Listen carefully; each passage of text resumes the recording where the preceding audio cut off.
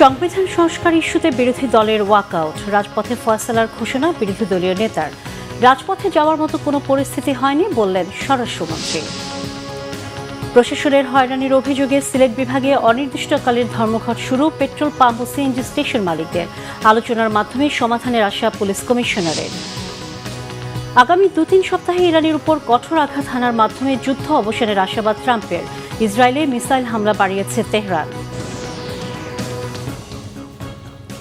দেখছিলেন crown cement সংবাদ শিরোনাম, এবারে বিস্তারিত। সংবিধান সংস্কার ইস্যুতে জাতীয় সংসদের অধিবেশন থেকে গতকাল ওয়াকআউট করেন বিরোধী দলের সদস্যরা। সংসদ থেকে বেরিয়ে বিরোধী দলীয় নেতা ডাক্তার শফিকুর রহমান বলেন, সংস্কার ইস্যুতে অনুষ্ঠিত গণভোটকে অবজ্ঞার মধ্য দিয়ে জনরায়কে অবজ্ঞা করেছে সরকার। সংসদে যেহেতু ফয়সালা হয়নি, জনগণকে নিয়ে রাজপথে ফয়সালার ঘোষণা দেন তিনি।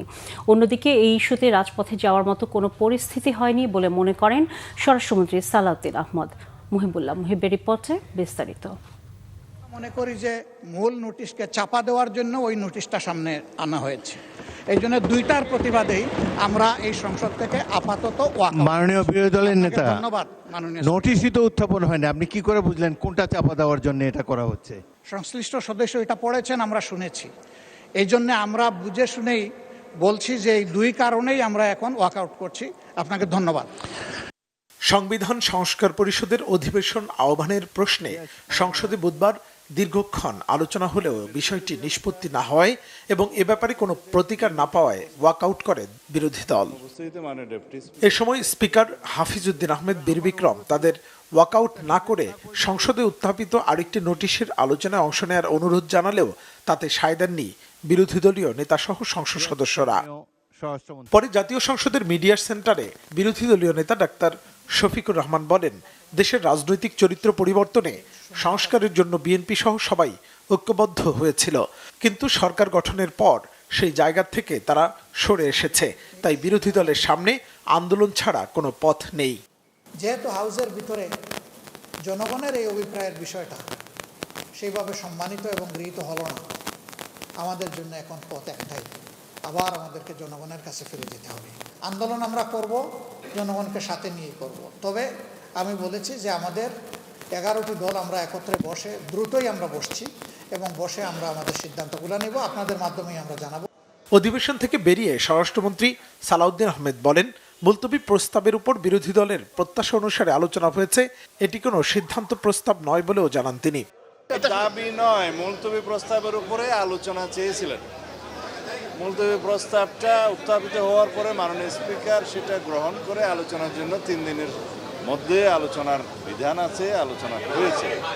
2 ঘন্টা বিধান আছে আলোচনা করার, সেই 2 ঘন্টার মধ্যে অধিকাংশ সময় তাদেরকে দেয়া হয়েছে, মানে সরকার দলের চেয়ে বেশি। রাজনৈতিক দল যে কোনো দাবি নিয়ে রাজপথে যেতে পারে, সে ডেমোক্রেটিক রাইট, কালচার যাবে। সংসদ সদস্যদের সংবিধান সংস্কার পরিষদের সদস্য হিসেবে শপথ গ্রহণ নিয়ে সরকারি দল ও বিরোধী দলের বিপরীত অবস্থানের কারণে উত্তপ্ত ছিল জাতীয় সংসদ। মুহিবুল্লাহ মুহিব, বাংলা ভিশন, ঢাকা। প্রশাসনের বিরুদ্ধে হয়রানি ও জরিমানার নামে চাঁদাবাজির অভিযোগ এনে এর প্রতিবাদে সিলেট বিভাগে অনির্দিষ্টকালে ধর্মঘট শুরু করেছেন পেট্রোল পাম্প ও সিএনজি স্টেশন মালিকরা। এতে বুধবার মধ্যরাত থেকে পুরো বিভাগে সব ধরনের জ্বালানি তেল ও গ্যাস বিক্রি বন্ধ রয়েছে। আকস্মিক এই সিদ্ধান্তে চরম ভোগান্তিতে সাধারণ মানুষ ও পরিবহন চালকরা। এদিকে আলোচনার মাধ্যমে সমাধানের আশা করছেন Sylhet metropolitan police commissioner Abdul Quddus Chowdhury. Sylhet থেকে মোহাম্মদ আজমল আলীর ক্যামেরায় ও সহকর্মী দীপু সিদ্দিকের রিপোর্টে বিস্তারিত। বুধবার রাত 12টার পর থেকেই সিলেটের পেট্রোল পাম্পগুলোতে নেমে আসে নিস্তব্ধতা। Bangladesh petroleum dealers, distributors, agents and petrol pump owners অ্যাসোসিয়েশনের ডাকা ধর্মঘটে অচল হয়ে পড়েছে জ্বালানি সরবরাহ ব্যবস্থা। পেট্রোল পাম্প মালিকদের অভিযোগ, দীর্ঘদিন ধরে প্রশাসনের পক্ষ থেকে জরিমানার আড়ালে চাঁদাবাজির শিকার হচ্ছেন তারা। হয়রানি বন্ধ না হওয়া পর্যন্ত কোনো পাম্প থেকে 1 ফোঁটা তেল বা গ্যাসও বিক্রি করা হবে না বলে জানান তারা। ডিসি অফিসের কিছু অতি উৎসাহী ম্যাজিস্ট্রেট সাহেবরা পাম্পে যান, যেমন আজকে আমাদের পাঠানটুলা পেট্রোল পাম্পে যাওয়া হয়েছে। ওইখানে গিয়ে ওনারা হিসাব করে বলছে যে পাম্পে তেল কম দেওয়া হচ্ছে, 20,000 টাকা জরিমানা। পেট্রোল পাম্পের মালিক দৌড়ে আসছে, এসে বলছে যে না, আমার পাম্পে তেল কম নাই, আপনি আরেকবার মাপেন, আমার সামনে মাপেন। যখন সামনে মাপা হইলো তখন 1982 সালের যে গ্যাজেট অনুযায়ী যে নিয়মে দেওয়ার কথা সেই নিয়মে পাওয়া গেল। পাওয়া যাওয়ার পরে উনি প্রশ্ন করে আপনার ওই লাইসেন্স রিনিউ করলেন না কেন? মানে ওনারা একটা ডিসিশন নিয়ে আসেই যে আমি পাম্পে যখন অভিযানে যাচ্ছি আমি একটা জরিমানা করে আসবো। তাদের এই সিদ্ধান্তের সাথে সংহতি জানিয়ে সিএনজি স্টেশন, এলপিজি স্টেশন ও ট্যাঙ্ক লরি শ্রমিকরাও কর্মবিরতি শুরু করেছেন। যেহেতু আমাদের এখন একজন পেট্রোল পাম্প মালিকরে এক পর্যায়ে বলা যাচ্ছে প্রায় অ্যারেস্ট করে ফেলতেছে, সেইখানে আমরা নিরপরাধ হয়ে কেন এটা মেনে নিব? তাই আমরাও আমাদের পাম্প থেকে কর্মবিরতিতে চলে গেছি। আমাদের যে জরিমানার নামে যে চাঁদাবাজিগুলো হচ্ছে, যার কারণে আজকে থেকে আমরা পেট্রোল পাম্পগুলো এবং সিএনজি পাম্পগুলো সবগুলো বন্ধ ঘোষণা করা হয়েছে।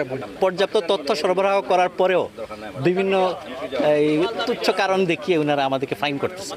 এদিকে ধর্মঘট আহ্বানের খবর পেয়ে রাতে পেট্রোল পাম্প মালিকদের সাথে আলোচনা করেন Sylhet metropolitan police commissioner Abdul Quddus Chowdhury. ফলপ্রসূ আলোচনা হয়েছে, কিছুটা ভুল বুঝে আছে, তো এইটা আশা করি এটা নিরসন হয়ে যাবে। হঠাৎ করে পাম্প বন্ধ হয়ে যাওয়ায় চরম বিপাকে দূরপাল্লার ও স্থানীয় যানবাহনের চালকরা। 5টার সময় দেখি পাম্প বন্ধ, জিজ্ঞাসা করলাম যে ভাই পাম্প বন্ধ কেন, জানি না সব পাম্প বন্ধ। Bangla vision news desk. হবিগঞ্জের মাধবপুরে চট্টগ্রাম থেকে সিলেটগামী তেলবাহী ট্রেনের 6টি কন্টেইনার লাইনচ্যুতির ঘটনায় সিলেটের সাথে সারা দেশে ট্রেন যোগাযোগ বন্ধ রয়েছে। চলছে উদ্ধার কার্যক্রম। প্রায় 14 ঘন্টা চেষ্টা চালিয়ে 2টি ওয়াগন উদ্ধার করা হয়েছে। এখনও বাকি আছে আরও 4টি ওয়াগন। রেলওয়ে কর্তৃপক্ষ জানায় উদ্ধার কার্যক্রম শেষ করে ট্রেন চলাচল স্বাভাবিক করতে তারা চেষ্টা চালিয়ে যাচ্ছেন। এরই মধ্যে উদয়ন, পারাবত ও পাহাড়িকা সহ 3টি ট্রেনের শিডিউল বিপর্যয় হয়েছে। সারা দেশের সাথে সিলেটের ট্রেন যোগাযোগ বিচ্ছিন্ন রয়েছে। বুধবার রাত 9টার দিকে চট্টগ্রাম থেকে সিলেটগামী তেল বোঝাই ট্রেন মাধবপুর উপজেলার মন্তলা এলাকায় দুর্ঘটনার শিকার হয়। এ সময় 6টি তেলের ট্যাঙ্কার লাইনচ্যুত হয়। এবারে আন্তর্জাতিক প্রসঙ্গ। আগামী 2 থেকে 3 সপ্তাহে ইরানের উপর কঠোর আঘাত হানার হুঁশিয়ারি দিয়েছেন মার্কিন প্রেসিডেন্ট ডোনাল্ড ট্রাম্প। স্থানীয় সময় বুধবার রাতে মার্কিন নাগরিকদের উদ্দেশ্যে দেয়া ভাষণে এ ঘোষণা দেন তিনি। যুদ্ধের 34তম দিনে তেহরানের উপর ব্যাপক বিমান হামলা চালিয়েছে যুক্তরাষ্ট্র, ইসরায়েল। পাল্টা জবাব দিচ্ছে ইরানও। আগেই ইরানের সাথে কেন সমঝোতা চুক্তি ছাড়াই যুদ্ধ শেষ করার কথা জানিয়েছিল ট্রাম্প। এবার আনুষ্ঠানিক ঘোষণা দিলেন। ইরানের সাথে যুদ্ধের মূল কৌশলগত অর্জন সম্পন্ন হয়েছে দাবি করে ট্রাম্প জানান, আগামী 2 থেকে 3 সপ্তাহে ইরানের উপর ভারী আঘাতের মাধ্যমে যুদ্ধের অবসান ঘটাবেন। ট্রাম্পের জাতির উদ্দেশ্যে ভাষণের আগে ইরানের উপর ভয়াবহ বিমান হামলা চালিয়েছে যুক্তরাষ্ট্র, ইসরায়েল। এতে নিহত হয়েছে 9 ইরানি নাগরিক। ক্ষতিগ্রস্ত হয়েছে বিমানবন্দর ও আবাসিক ভবন। ইরানের নৌ ও বিমান বাহিনী পুরোপুরি ধ্বংস করে দেওয়ার দাবিও করেছেন ট্রাম্প। মার্কিন প্রেসিডেন্টের এমন ঘোষণার পর ইসরায়েলে মিসাইল হামলা বাড়িয়েছে ইরান।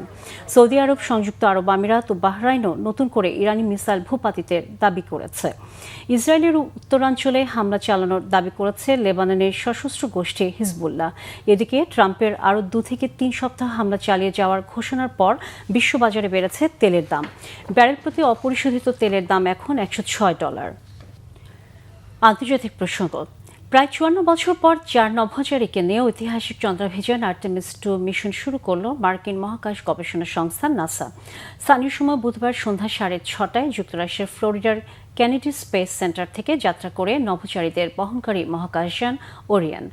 এই মিশনে 3 মার্কিন ও 1 কানাডিয়ান নভোচারী চাঁদের উদ্দেশ্যে রওনা দিয়েছেন। 1972 সালে অ্যাপোলো মিশনের পর এই প্রথম মানুষ আবার চাঁদের উদ্দেশ্যে যাত্রা করল। তবে এই অভিযানে নভোচারীরা চাঁদের মাটিতে পা রাখবেন না। ওরিয়ন মহাকাশযানে করে চাঁদের চারপাশ প্রদক্ষিণ শেষে 10 দিন পর পৃথিবীতে ফিরে আসবেন। আর্টেমিস 2 মিশনের সফলতার উপর নির্ভর করছে নাসার পরবর্তী চন্দ্রাভিযান আর্টেমিস 3 মিশন। 2027 সালের মাঝামাঝি ওই মিশনটি পরিচালনার পরিকল্পনা রয়েছে বলে জানিয়েছে মার্কিন মহাকাশ গবেষণা সংস্থাটি। পরবর্তী মিশনে অ্যাপোলোর পর প্রথমবার মানুষ সরাসরি চাঁদের দক্ষিণ মেরুতে অবতরণ করবে বলে আশা করা হচ্ছে। দর্শক, এই ছিল এখনকার মতো। পরের সংবাদ বেলা 2টায়। এর আগে একটাই রয়েছে নিউজ টপ 10 দেখার আমন্ত্রণ রইল। এছাড়া বাংলা ভিশন সংবাদ ও সংবাদ সংশ্লিষ্ট অনুষ্ঠান দেখতে ভিজিট করুন www.bpnews24.com, facebook.com/banglavisionnews এবং সাবস্ক্রাইব করুন youtube.com/banglavisionnews। সাথে থাকার জন্য ধন্যবাদ সবাইকে।